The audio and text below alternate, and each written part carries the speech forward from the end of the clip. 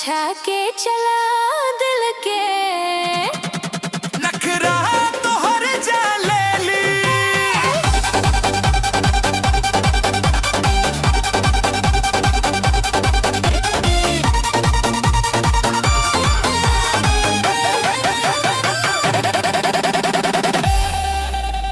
Instagram पे जब तू आवे लाखों लाइक कमा के जावे।